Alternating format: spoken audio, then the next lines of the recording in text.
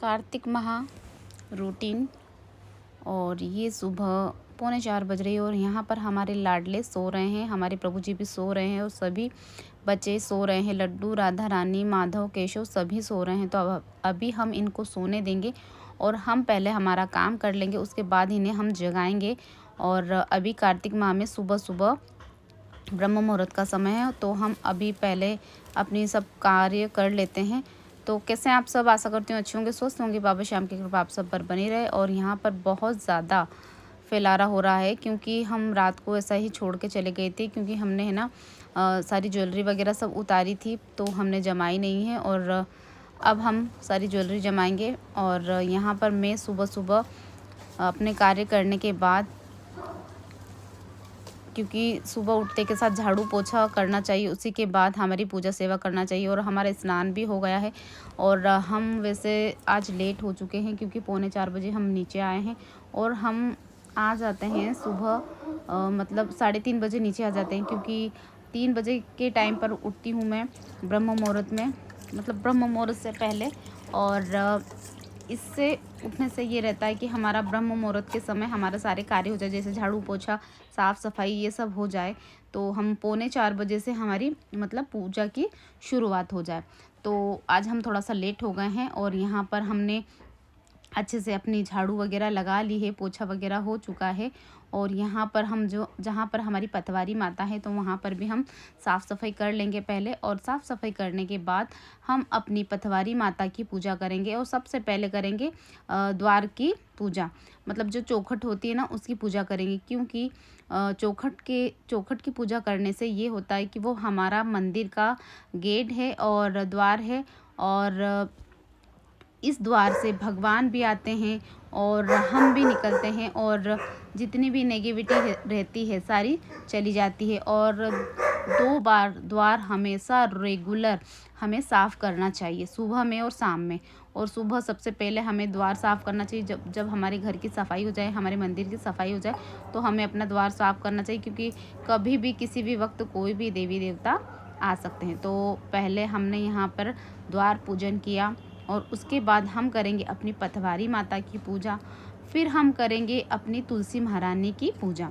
और इनकी पूजा सेवा करने के बाद, दीप दान करने के बाद, हम इनकी परिक्रमा लगाएंगे, क्योंकि कार्तिक माह में इनकी सेवा करना बहुत महत्वपूर्ण होता है। और हमारे भगवान विष्णु भी प्रसन्न हो जाते हैं, हमारे कृष्ण भगवान प्रसन्न होते हैं। तो हम ऐसा कार्य करें कि जिससे हमारे भगवान श्री हरि प्रसन्न हो जाए। और हमें ज़्यादा से ज़्यादा नाम जाप करना है और भगवान की सेवा करनी है। कार्तिक माह में बहुत ही महत्वपूर्ण महीना होता है और बहुत ज़्यादा विशेष होता है, तो हमें बहुत अच्छे से सेवा करनी चाहिए और बहुत सारे नियम लेना चाहिए। तो यहाँ पर हमारी पतवारी माता की पूजा हो रही है। और हमने पतवारी माता की पूजा करने के बाद हमने अपनी तुलसी महारानी की पूजा की है, कर रहे हैं।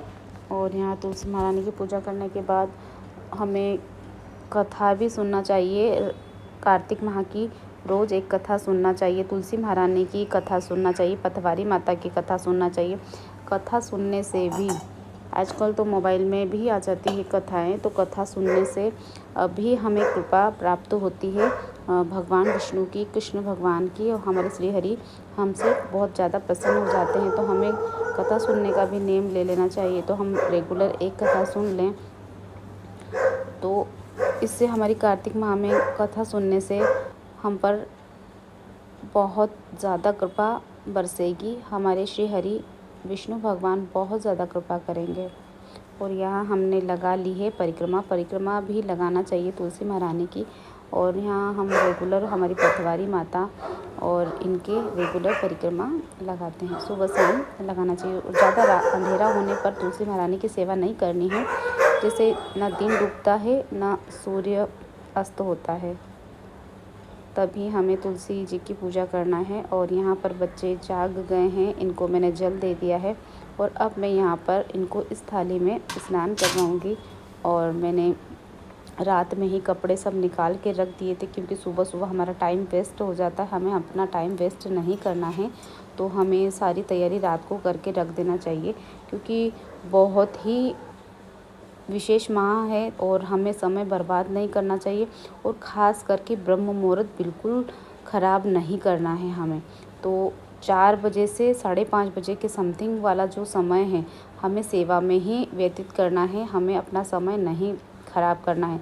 तो इसलिए हम सारी तैयारी रात में कर लेते हैं। और यहाँ पर हमने दीप बना लिए हैं और अब हम दीप प्रज्वलित करेंगे और हम अपनी ठाकुर जी के आगे एक दीप प्रज्वलित करके रख देंगे और बाकी जो एक दीप है उससे हम आरती करेंगे।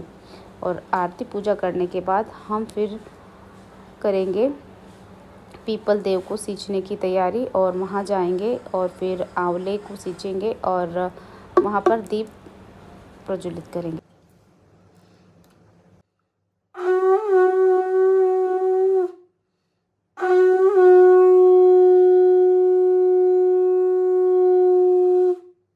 और यहाँ पर हमारी पूजा सेवा हो गई है और मुझे अच्छे से पूजा करना ही अच्छा लगता है। ऐसे नहीं कि कुछ भी पूजा कर ली, मुझे व्यवस्थित पूजा करना बहुत अच्छा लगता है और बहुत ही आनंद आता है। और यहाँ से अब मैं तोड़ लूँगी ताज़े ताज़े पुष्प और पुष्प तोड़ के ये जल हम लेकर जाएंगे, पीपल देव को सींचेंगे। तो बहुत ही अच्छा होता है जब हम पीपल देवता को सींचते हैं, तो विष्णु भगवान की बहुत ज़्यादा विशेष कृपा बरसती है। तो हमें पीपल देव को भी और आंवले को भी सींचना है। तो ये मेरे रेगुलर नियम है जो मैं कर रही हूँ। और ये यहाँ पर इतने सुंदर पीपल देवता के दर्शन हैं और यहाँ पर हम दीप प्रज्वलित करेंगे और यहाँ से जो पुराने दिए वो हटाकर हम अपने दीप प्रज्वलित कर देंगे। और यहाँ पर अभी एक भी चीटा नहीं है और पूजा करने के बाद इतने सारे चीटे निकलते हैं कि मैं क्या ही कहूँ। तो मुझे बहुत डर लगता है। और यहाँ पर एक चीटा मर भी गया था, वो दीप प्रज्वलित किया था तो। और देख सकते हैं यहाँ पर कितने सारे चीटे हो रहे हैं। जैसे ही पूजा शुरू होती है तो बहुत सारे अपने आप आ जाते हैं, पता नहीं कहाँ से। और बहुत कृपा है तो ठाकुर जी की, जो हम सेवा कर पा रहे हैं, हमसे प्रभु जी सेवा करवा पा रहे हैं, बहुत ज़्यादा विशेष कृपा है। और यहाँ पर आंवले का वृक्ष भी है छोटा सा, तो हमें ज़्यादा दूर नहीं जाना पड़ता है सेवा करने के लिए। घर के सामने ही पीपल है और यहाँ पर मैं माला जाप करूँगी और यहाँ पर धूप देने की तैयारी और भोग प्रसादी की तैयारी। तो अभी हम सुबह सुबह में भोग में सिर्फ दूध का बाल भोग लगाएंगे हमारे ठाकुर जी को और यहाँ धूप ध्यान करके पूजा सेवा करेंगे। ये हमारा 4 बजे से 6 बजे का रूटीन है। तो मिलते हैं नेक्स्ट वीडियो के साथ। सभी को राधे राधे, जय श्री कृष्ण, जय श्री राधे। कार्तिक के ठाकुर की जय, हारे के सहारे की जय, श्याम बाबा की जय, कृष्ण